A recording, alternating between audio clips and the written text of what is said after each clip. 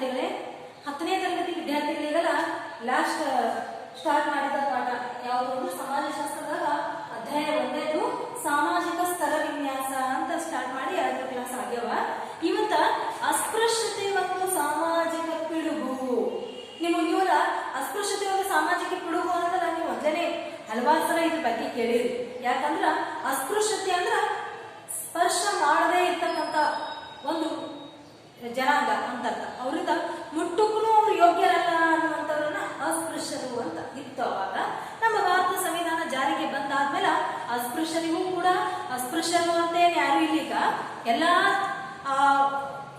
ಮಾನವರೆಲ್ಲ ಈ ಭಾರತದಲ್ಲಿ ಬದುಕುವಂತವ್ರು ನಾವೆಲ್ಲರೂ ಸಮಾನರು ಅಂತ ಸಂವಿಧಾನನೇ ಹೇಳಿಬಿಡ್ತದ. ಆಲ್ಮೋಸ್ಟ್ ಆಗಿ ಇತ್ತೀಚಿನ ದಿನಗಳಲ್ಲಿ ಏನಾಗಿದೆ ಅಂದ್ರೆ ಆ ಸಮಾನತೆ ಕೂಡ ಕಂಡು ಬರಲಿಲ್ಲ. ಭಾರತದಲ್ಲಿ ಮೊದಲ ಏನಿತ್ತು ಅಂದ್ರೆ ವರ್ಣ ವ್ಯವಸ್ಥೆ ರೂಢಿಯಲ್ಲಿತ್ತು. ನೀವು ವೇದಕಾಲಗಳ ಸಂಸ್ಕೃತಿ, ವೇದಕಾಲದ ನಾಗರಿಕತೆ ಅಂತ 8ನೇದಾಗ ಓದಿದ್ವಿ. ಅವಾಗ ವೇದಕಾಲದ ನಾಗರಿಕತೆಗಳಲ್ಲಿ ನಾವು ಓದಿದ್ವಿ ಏನಂದ್ರ ವರ್ಣ ವ್ಯವಸ್ಥೆ ಇತ್ತು. ಎಂತ ವರ್ಣ ವ್ಯವಸ್ಥೆ ಇತ್ತು ಅಂದ್ರ ಚಾತುರ್ವರ್ಣ ಅನ್ನುವಂತ ಒಂದು ವರ್ಣ ವ್ಯವಸ್ಥೆ ಇತ್ತು. ಸಾಮಾಜಿಕ ವಿಭಾಜನಾ ವ್ಯವಸ್ಥೆ ಅಂತ ಕರೀತಾರ ಅದಕ್ಕೆ, ಚಾತುರ್ವರ್ಣ ವ್ಯವಸ್ಥೆ ಅಂದ್ರ ಎಂತ ಚಾತುರ್ವರ್ಣ ವ್ಯವಸ್ಥೆ ಇತ್ತು ಅಂದ್ರ ಬ್ರಾಹ್ಮಣ, ಕ್ಷತ್ರಿಯ, ವೈಶ್ಯ, ಶೂದ್ರ. ಬ್ರಾಹ್ಮಣ, ಕ್ಷತ್ರಿಯ, ವೈಶ್ಯ, ಶೂದ್ರ ಅವ್ರಿಗೆ ಅವ್ರದೇ ಆಗಿರ್ತಕ್ಕಂಥ ಕೆಲವೊಂದು ಕಾರ್ಯಗಳಿದ್ದು ಅವರೇ ಮಾಡಬೇಕು ಅಂತ ಸಿದ್ಧವಾಗಿಲ್ಲ. ಅದಕ್ಕಾಗಿ ಏನ್ ನೋಡ್ರಿ, ಬ್ರಾಹ್ಮಣ ಅಧ್ಯಯನ, ಅಧ್ಯಾಪನ, ಯಜ್ಞ ಯಾಗಾದಿಗಳನ್ನ ಮಾಡೋದು, ದೇವರನ್ನ ನಮಸ್ಕಾರ ಮಾಡೋದು, ದೇವರನ್ನ ಒಲಿಸಿಕೊಳ್ಳೋದು, ಇದೆಲ್ಲ ಯಾರ ಕೆಲಸ ಆಗಿತ್ತು ಅಂದ್ರೆ ಬ್ರಾಹ್ಮಣ. ಇನ್ನು ಕ್ಷತ್ರಿಯನಿಗೆ ಬಂದ್ರ ಆಡಳಿತವನ್ನ ಮಾಡೋದು, ವೀರತನವನ್ನು ತೋರಿಸೋದು, ಶೂರನಾಗಿ ಹೋರಾಟವನ್ನ ಮಾಡೋದು, ಭುಜಬಲದಿಂದ ಕ್ಷತ್ರಿಯ ಭುಜಬಲಗಳಿಂದ ಹೋರಾಟವನ್ನ ಮಾಡವ ಅಂತ ಅಂದ್ರೆ ಈ ರೀತಿಯ ಕ್ಷತ್ರಿಯ ಎನ್ನುವಂತ ಒಂದು ವ್ಯವಸ್ಥೆ ಇತ್ತು. ಆಮೇಲೆ ವೈಶ್ಯ ಅಂತಿತ್ತು. ವೈಶ್ಯ ಅಂದ್ರೆ ಯಾರಿಗೆ ಕರೀತಿದ್ರು ಅಂದ್ರೆ ವ್ಯಾಪಾರ, ವ್ಯವಹಾರ ಇವುಗಳನ್ನೆಲ್ಲ ಮಾಡೋ ಯಾರು ಅಂದ್ರೆ ವೈಶ್ಯ. ಕೊನೆಯದಾಗಿ 4ನೇದಿತ್ತು ಶೂದ್ರ ಅಂತ ಕರೀತಾರೆ.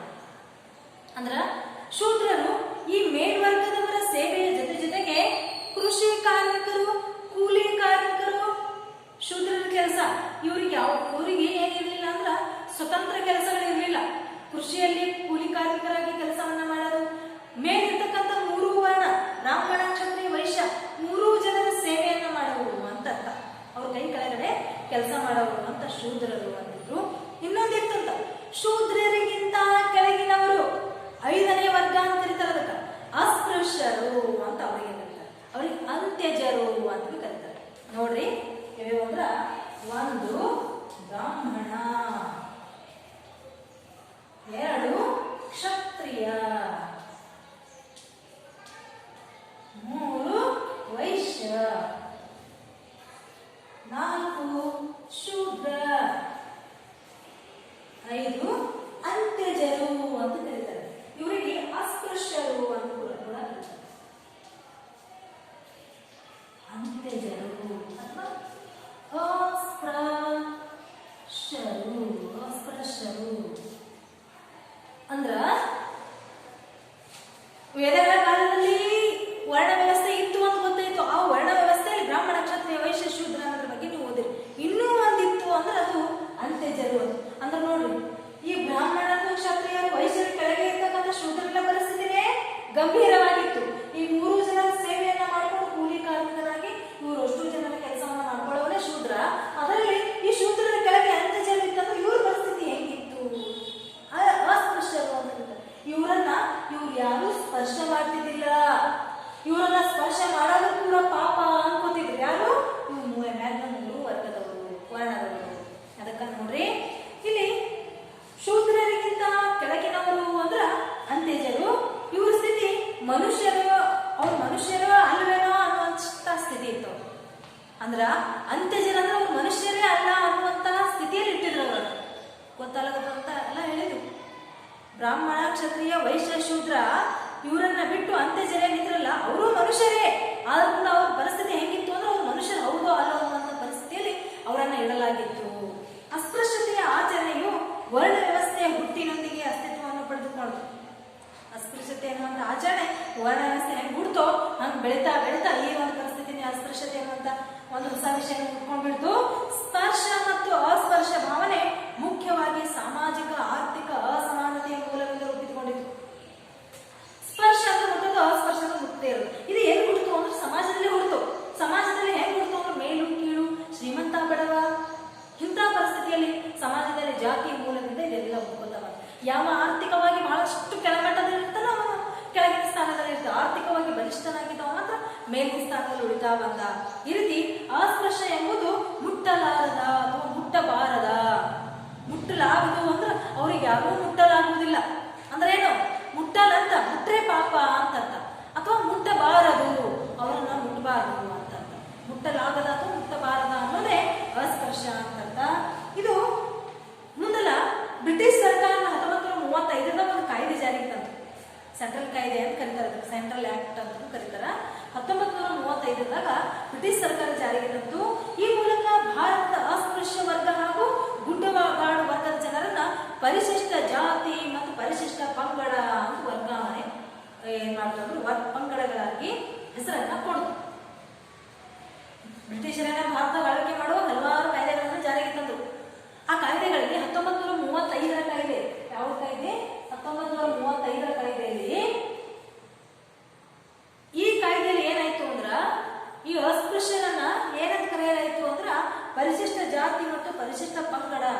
ಅಸ್ಪೃಶ್ಯರನ್ನ ಮತ್ತು ಗುಡ್ಡಗಾಡುಗಳಲ್ಲಿ ಏನು ವಾಸ ಮಾಡ್ತಿರಲ್ಲ ಆದಿವಾಸಿಗಳಾಗಿ, ಅಂತವರನ್ನ ಮತ್ತು ಅಸ್ಪೃಶ್ಯರನ್ನ ಪರಿಶಿಷ್ಟ ಜಾತಿ ಮತ್ತು ಪರಿಶಿಷ್ಟ ಪಂಗಡ ಅಂತ ಏನ್ ಮಾಡಲಾಯ್ತು ಅಂದ್ರ ಆ ಹೆಸರನ್ನ ಇಡಲಾಯ್ತು. Bharat Ratna doctor B R Ambedkar ಅವರು ಏನು ಅವರ ಅಧ್ಯಕ್ಷತೆಯಲ್ಲಿ ಅಸ್ಪೃಶ್ಯರಿಗೋಸ್ಕರ ಹಲವಾರು ಹೋರಾಟಗಳು ನಡೆದವು. ಅದು ಮುಂದೆ ಬರ್ತದೆ ಅಂತ ಹೇಳ್ತೀನಿ. Bharat Ratna doctor B R Ambedkar ಅವರು ಹೇಳಿದಂತೆ, ಹೊರಗಿನಿಂದ ಬಂದವರು, ಊರಿನಿಂದ ಹೊರಗೆ ನೆಲೆಸಿದರೋ ಅಥವಾ ಊರೊಳಗಡೆ ಇದ್ದವರು ಕಾರಣಾಂತರಗಳಿಂದ ಊರವರೆಗೆ ತಳ್ಳಲಾಗಿದೆ ಎಂಬುದನ್ನು ವಿಶ್ಲೇಷಣೆ ಮಾಡಿದರೆ ಅಸ್ಪೃಶ್ಯತೆ ಉಗಮ ಮತ್ತು ಅಸ್ಪೃಶ್ಯತೆ ಯಾರೆಂಬುದು ಅರ್ಥವಾಗುತ್ತದೆ. ಅಂಬೇಡ್ಕರ್ ಅವರು ಹೇಳ್ತಾರೆ ಏನಂದ್ರ, ಹೊರಗಿನಿಂದ ಬಂದವರು ಊರಿನಿಂದ ಹೊರಗಡೆ ನೆಲೆಸಿದರೋ ಅಥವಾ ಊರ್ ಒಳಗಡೆ ಇದ್ದವರನ್ನ, ಹೊರಗಿನಿಂದ ಬಂದವರು ಊರ್ಲಿಂದ ಹೊರಗಡೆ ಉಳಿದ್ರು ಅಥವಾ ಊರೊಳಗಡೆ ಇದ್ದವರನ್ನ ಹಲವಾರು ಕಾರಣಗಳಿಂದ ಹೊರಗಡೆ ಒಯ್ದಿಡಲಾಯಿತು. ಹೆಂಗ್ ಹುಡ್ತು ಇದು ಅಸ್ಪೃಶ್ಯತೆ ಅನ್ನೋದು? ಅಸ್ಪೃಶ್ಯತೆ ಎಲ್ಲಿ ಉಗಮ ಆಯಿತು ಅನ್ನೋದು ಗೊತ್ತಾಗ್ತದ, ಅಸ್ಪೃಶ್ಯರು ಯಾರು ಅನ್ನೋದು ಗೊತ್ತಾಗ್ತದ ಅಂತ ಅಂಬೇಡ್ಕರ್ ಅವರು ಹೇಳ್ತಾರೆ. ಅಂದ್ರ ಹೊರಗಿನಿಂದ ಬಂದವರೇ ಹೊರಗೆ ಉಳ್ಕೊಂಡ್ಬಿಟ್ರು ಅಥವಾ ಹೊರಗಿನಿಂದ ಬಂದವರು ಊರೊಳಗಡೆ ಇದ್ದವರನ್ನ ಕಾರಣಾಂತರಗಳಿಂದ ಏನ್ ಮಾಡಲಾದ್ರು ಅಂದ್ರ ಹೊರಗಡೆ ಕಟ್ಟಿದ್ರು ಅನ್ನೋದು ಗೊತ್ತಾಗ್ತದ ಅಂದ್ರು. ಮಹಾತ್ಮ ಗಾಂಧೀಜಿಯವರ ಪ್ರಕಾರ ಅಸ್ಪೃಶ್ಯತೆ ಜಾತಿಯ ಅತ್ಯಂತ ತಿರಸ್ಕಾರವಾದ ಅಭಿವ್ಯಕ್ತಿ. ಅಸ್ಪೃಶ್ಯತೆ ಅನ್ನುವಂಥದ್ದು ಜಾತಿಯಲ್ಲೇ ಬಹಳಷ್ಟು ತಿರಸ್ಕಾರವಾಗಿರ್ತಕ್ಕಂಥ ಪದ. ಅದು ಅಸ್ಪೃಶ್ಯರು ಅಂದ್ರೆ ಅವರು ಮನುಷ್ಯರೇ, ಅವರೇ ಹುಟ್ಟುಕ್ಕೆ ಯೋಗ್ಯರಲ್ಲ. ನಮ್ಮ ಹಾಗೆ ಅವರಿಗೂ ಕೈ ಕಾಲು ಒಂದೇ ರೀತಿಯ ರಕ್ತ, ಒಂದೇ ಬಣ್ಣದ ರಕ್ತ, ಒಂದೇ ರೀತಿಯ ಕೈಕಾಲು ಬಣ್ಣ ಲಕ್ಷಣಗಳನ್ನ ಹೊಂದಿರ್ತಕ್ಕಂಥವ್ರು. ಆದರೂ ಕೂಡ ಅವರನ್ನು ನಾವು ಮುಟ್ಟುವ ಹಾಗಿಲ್ಲ ಅಂದ್ರ ಇದು ಬಹಳಷ್ಟು ತಿರಸ್ಕಾರವಾಗಿರ್ತಕ್ಕಂಥ ತಿರಸ್ಕಾರಕ್ಕೆ ಅರ್ಹವಾಗಿರ್ತಕ್ಕಂಥ ಪದ. ಇದು ಯಾವುದು? ಅಸ್ಪೃಶ್ಯತೆ ಅಂತೇಳಿ ಮಹಾತ್ಮ ಗಾಂಧೀಜಿಯವರು ಹೇಳ್ತಾರ. ಅಂದ್ರ ಹಿಂದೂ ಸಮಾಜದ ಶರೀರವನ್ನ ಕುಷ್ಠರೋಗದ ಹುಣ್ಣಿನಂತೆ ಪೀಡಿಸುತ್ತದೆ. ಈ ಜಾತಿ, ಅಸ್ಪೃಶ್ಯತೆ, ಕೆಳವರ್ಗ, ಕೆಳಜಾತಿ ಅನ್ನುವಂಥದ್ದೆಲ್ಲ ನಮ್ಮ ಹಿಂದೂ ಧರ್ಮದ ಸಮಾಜವನ್ನ ಹೆಂಗ ಕಾಡಬೇಕಂದ್ರೆ ರೋಗದಂತೆ, ಕುಷ್ಠರೋಗದ ಹುಣ್ಣ ಹೆಂಗಾಯ್ತು, ಒಂದ್ ಕಡೆ ಆದ ಮತ್ತೊಂದ್ ಕಡೆ ಆತ ಮೈ ಎಲ್ಲ ಏನಾಗ್ಬಿಡ್ತಂದ್ರೆ ಕುಷ್ಠರೋಗದ ಹುಣ್ಣುಗಳಾಗ್ತವ. ಅದೇ ರೀತಿ ಈ ಜಾತಿ ಪದ್ಧತಿ ಅಥವಾ ಅಸ್ಪೃಶ್ಯತೆ ಅನ್ನೋಂಥದ್ದು ನಮ್ಮ ಭಾರತೀಯ ಹಿಂದೂ ಸಮಾಜವನ್ನ ಹೆಂಗ ಕಾಡಿರ್ತದ ಅಂದ್ರೆ ಆ ಹುಣ್ಣಿನಂಗೆ ಕಾಡಿರ್ತದ. ಒಂದ್ ಕಡೆ ಹುಟ್ಟ್ಯಾದ, ಅದನ್ನ ಅಲ್ಲೇ ಏನ್ ಮಾಡ್ಬೇಕು ಅಂದ್ರೆ ಮುಗಿಸಿ ಬಿಟ್ಟು ಬಿಡ್ಬೇಕಾಗಿತ್ತು, ಅದನ್ನ ಅಲ್ಲೇ ವಾಸಿ ಮಾಡ್ಬೇಕಾಗಿತ್ತು. ಜಾತಿ ಪದ್ಧತಿ, ಅಸ್ಪೃಶ್ಯತೆ ಅದನ್ನ ತೊಡೆದು ಹಾಕ್ಬೋದಾಗಿತ್ತು. ಆದ್ರ ಅದನ್ನ ನಾವು ಬೆಳೆಸ್ಕೊತಾ ಏನಾಗುತ್ತೆ ಅಂದ್ರೆ ಕುಷ್ಠರೋಗದ ಹುಣ್ಣಿನಂತೆ ಇಡೀ ಶರೀರವೆಲ್ಲ, ಇಡೀ ಭಾರತದಾದ್ಯಂತ ಏನಾಯ್ತು ಅಂದ್ರೆ ಹರಡು ಬಿಟ್ಟು ಹೋಯ್ತು ಅಂತ ಮಹಾತ್ಮ ಗಾಂಧೀಜಿಯವರು ಹೇಳ್ತಾರ. ಈ ಅಸ್ಪೃಶ್ಯತೆ ನಿವಾರಣೆಗೋಸ್ಕರ ಅಂಬೇಡ್ಕರ್ ಅವರು ಹಲವಾರು ಪ್ರಯತ್ನಗಳನ್ನ ಮಾಡ್ತಾರ, ಹಲವಾರು ಹೋರಾಟಗಳನ್ನ ಮಾಡ್ತಾರ. ಅವರು ನಡೆಸಿದ ಹೋರಾಟಗಳು ನಮ್ಮ ಇತಿಹಾಸದಲ್ಲಿ ಮೈಲುಗಲ್ಲಾಗಿವೆ. ಅಸ್ಪೃಶ್ಯರಿಗೋಸ್ಕರ ಅವರ ಹಕ್ಕುಗಳನ್ನು ಒದಗಿಸಿಕೊಡುವುದಕ್ಕೋಸ್ಕರ ಅಂಬೇಡ್ಕರ್ ಅವರು ಮಾಡಿರ್ತಕ್ಕಂಥ ಏನು ಸಾಧನೆಗಳವ, ಅಂಬೇಡ್ಕರ್ ಅವರು ಮಾಡಿರ್ತಕ್ಕಂಥ ಏನು ಹೋರಾಟಗಳವಲ್ಲ, ಅವು ಇತಿಹಾಸ ಇರುವವರೆಗೂ ಏನಾಗಿರ್ತಾವಂದ್ರ ಉಳ್ಕೊಂಡ್ ಬಿಡ್ತಾವ ಅಂತ ಒಂದು ಹೋರಾಟಗಳನ್ನ ಮಾಡ್ಯಾರ. ಇನ್ನು ಅಸ್ಪೃಶ್ಯತೆಯ ಸಮಸ್ಯೆಗಳು ಏನ್ ಸಮಸ್ಯೆ? ಅಸ್ಪೃಶ್ಯತೆಗೆ ಏನ್ ಸಮಸ್ಯೆಗಳು ಇರ್ತಾವಲ್ಲ ನೋಡ್ರಿ. ಸಾಮಾಜಿಕ ವ್ಯವಸ್ಥೆಯಲ್ಲಿ ಅಸ್ಪೃಶ್ಯರಿಗೆ ಅತ್ಯಂತ ಕೆಳಮಟ್ಟದ ಸ್ಥಾನಮಾನ ಇರ್ತದ. ಹೆಂಗ್ ನೋಡ್ರಿ, ಅಸ್ಪೃಶ್ಯರಿಗೆ ಸಮಾಜದ ವ್ಯವಸ್ಥೆಯಲ್ಲಿ ಸ್ಥಾನ ಇರ್ತದ ಅಂತ ಹೇಳಲಾಯ್ತು. ಹೆಂಗೆ ಕೆಳಗಿನ ಸ್ಥಾನ? ಅವರ ಅವರ ಹೆಸರಿನಲ್ಲಿ ಅಸ್ಪೃಶ್ಯರಂತ ಹೆಸರಿನಾಗೆ ಅದ ಅವ್ರ ಸ್ಥಾನಮಾನ ಹೆಂಗದ ಅಂತ.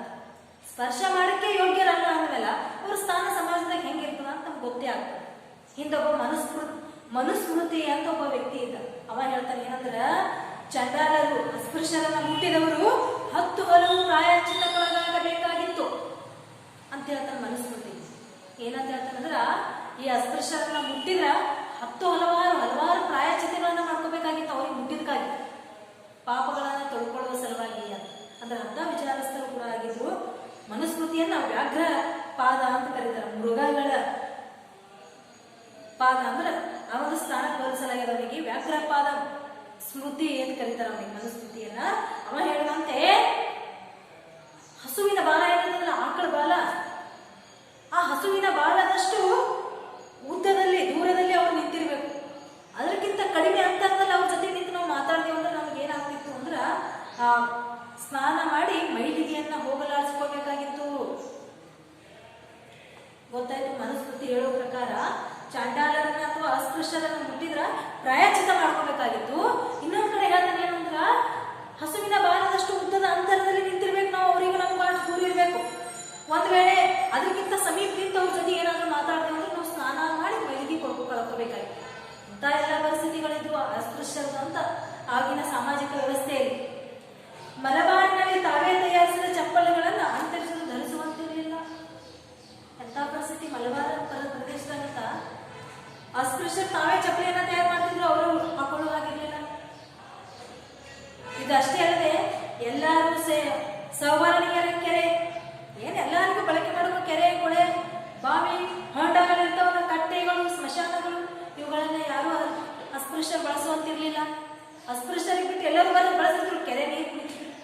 ಈಗ ಅಂಬೇಡ್ಕರ್ ಅವರು ಮಹಾದ ಕೆರೆ ಅಂತ ಹೇಳಿ ಚಳುವಳಿಯನ್ನ ಮಾಡ್ತಾರೆ. ಮಹಾದ ಕೆರೆ ನೀರು ಅಸ್ಪೃಶ್ಯರಿಗೂ ಸಿಗುವ ಸಲುವಾಗಿ ಹೋರಾಟವನ್ನು ನಡೆಸಿ ಯಶಸ್ವಿ ಕಾಣ್ತಾರ. ಕಲಾರಾಮ್ ಎನ್ನುವಂತ ದೇವಸ್ಥಾನದಲ್ಲಿ ಪ್ರವೇಶ ಇರಲಿಲ್ಲ ಅಸ್ಪೃಶ್ಯರಿಗೆ. ಅಂಬೇಡ್ಕರ್ ಅವರು ಅದನ್ನು ಹೋರಾಟ ಮಾಡಿ ಕಲಾರಾಮ್ ದೇವಸ್ಥಾನದಲ್ಲಿ ಎಲ್ಲರಿಗೂ ಅವಕಾಶ ಕಲ್ಪಿಸಿಕೊಡ್ತಾರ. ಅಂದ್ರ ಇದಕ್ಕಿಂತ ಮುಂಚೆ ಅಸ್ಪೃಶ್ಯರ ಪರಿಸ್ಥಿತಿ ಹೆಂಗಿತ್ತು ಅನ್ನೋದು ನೋಡಿ. ಕೆರೆ ನೀರು ಕುಡಿಯುವ ಆಗಿರ್ಲಿಲ್ಲ, ಸ್ಮಶಾನದಲ್ಲಿ ಉಳುವ ಜಾಗನೂ ಕೂಡ ಅವ್ರಿಗೆ ಕೊಡ್ತಿದ್ದಿಲ್ಲ. ಸ್ಮಶಾನದಲ್ಲಿ ಕೂಡ ಜಾಗ ಇದ್ದಿಲ್ಲ ಅವರಿಗೆ. ಬಾವಿಗಳಲ್ಲಿ ನೀರು ಬಳಕೆ ಮಾಡುವಾಗಿದ್ದಿಲ್ಲ. ಕಟ್ಟೆ ಮೇಲೆ ಸಾಮಾನ್ಯವಾಗಿ ಸರ್ವೇ ಸಾಮಾನ್ಯ ಸಾರ್ವಜನಿಕ ಕಟ್ಟೆಗಳಲ್ಲಿ ಕೂಡುವ ಆಗಿರಲಿಲ್ಲ.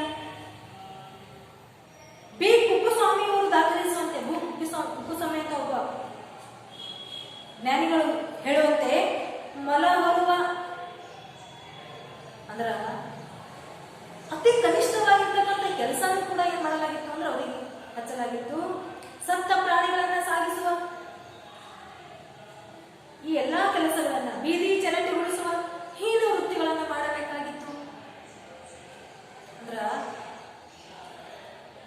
ಈಗ ವಿಸರ್ಜನೆ, ಮಲ ವಿಸರ್ಜನೆ ಮಾಡ್ತಾರಲ್ಲ, ಆ ಮಲವನ್ನು ವಿಸರ್ಜನೆ ಮಾಡಿರ್ತಕ್ಕಂಥ ಮಲವನ್ನ ಹೊತ್ತುಕೊಂಡು ಒಯ್ದು ಬೇರೆ ಕಡೆಗೆ ಒಕ್ಕಟ್ಟು ಬರೋದು, ಸತ್ತ ಪ್ರಾಣಿಗಳನ್ನ ಒಯ್ದು ಮತ್ತೊಂದು ಕಡೆಗೆ ಒಕ್ಕಟ್ಟು ಬರೋದು, ಚರಂಡಿಗಳನ್ನ ಕ್ಲೀನ್ ಮಾಡೋದು, ನಾಲಿಗಳನ್ನ, ಬೀದಿಯನ್ನ ಹುಡುಗೋದು, ಇವೆಲ್ಲ ವೃತ್ತಿಗಳ ಯಾರಾಗಿತ್ತು ಅಂದ್ರೆ ಅಸ್ಪೃಶ್ಯರಾಗಿತ್ತು. ಅಂದ್ರ ಅವರು ಮನುಷ್ಯರು ಅಂತಾನೆ ಅನ್ಕೊಂಡಿರ್ಲಿಲ್ಲ ಆಗಿನ ಸಮಾಜದಲ್ಲಿ ಇರ್ತಕ್ಕಂಥ ಮೇಲ್ವರ್ಗದವರು. ಅದಕ್ಕಾಗಿ ಇಂಥ ಕೆಲಸಗಳನ್ನ ಹಚ್ತಿದ್ರೇನೋ. ಸಾಮಾಜಿಕವಾಗಿ ಅತ್ಯಂತ ಕೆಳ ಸ್ಥಾನದಲ್ಲಿ ಅಸ್ಪೃಶ್ಯರಿಗೆ ನೀಡಲಾಗಿತ್ತು.